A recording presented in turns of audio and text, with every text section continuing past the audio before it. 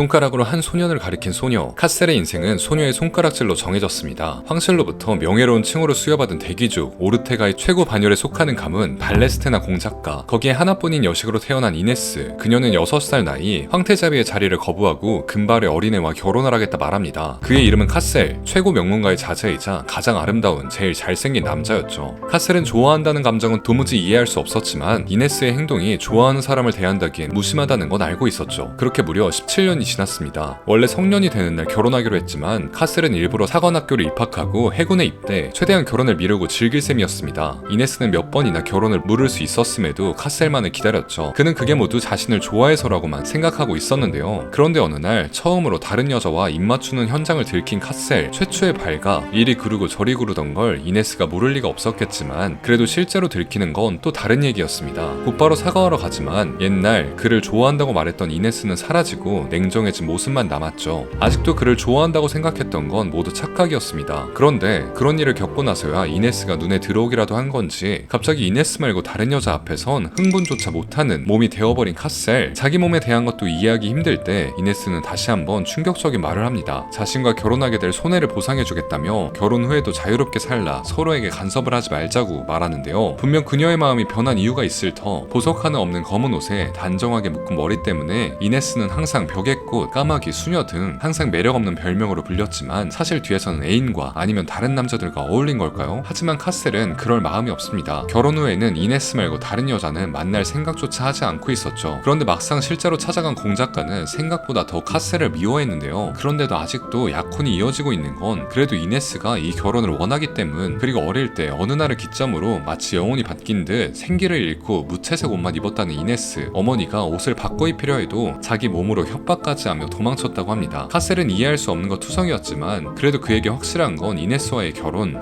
후 이네스만을 바라볼 것이라는 거였죠. 하지만 이네스에게 아무리 진실을 말해도 그녀는 자유롭게 살라며 밀어내기만 할 뿐 믿어달라는 식으로 키스를 했다가 괜히 얻어맞기만 했습니다. 그렇게 시간은 흘러 다가온 결혼식 날, 이네스는 생각보다 더 아름다웠고 모든 사람들은 처음 보는 이네스의 모습을 보며 넋을 잃었습니다. 심지어 한 명은 카셀에게 다가와 신혼이 질리면 자기에게 기회를 달라는 망발을 하는데요. 당연히 결혼은 형식적일 거라는 생각, 모두 카셀이 아내를 방치하고 다른 여자와 구를 거라 생각하고 있습니다. 카셀은 그에게 욕을 박아줍니다. 허나 이런 일이 일어난 건 모두 자신의 사생활 때문, 죄책감을 느끼는 건 어쩔 수 없었죠. 그러니까 얼른 그녀를 아내로 맞아 자신의 것으로 만들고 싶습니다. 이제 첫날 밤을 앞둔 카셀. 초야에 아무 일도 일어나지 않았다는 이유만으로 엎어질 수 있는 게 귀족의 결혼. 이 밤이 지나야만 이네스는 정말로 카셀의 여자가 됩니다. 그리고 드디어 상상만 해왔던 이네스와의 잠자리를 한 카셀. 생각했던 것보다 능숙한 그녀의 모습에 놀랐지만 감히 그가 나무랄 수는 없는 상황. 부부가 된 다음 카셀의 계획은 이네스를 데리고 자신의 임지로 가는 것. 원래대로면 카셀은 임지로, 아내는 공장령으로 보내 휴가 때나 짧은 부부 생활을 하는 것이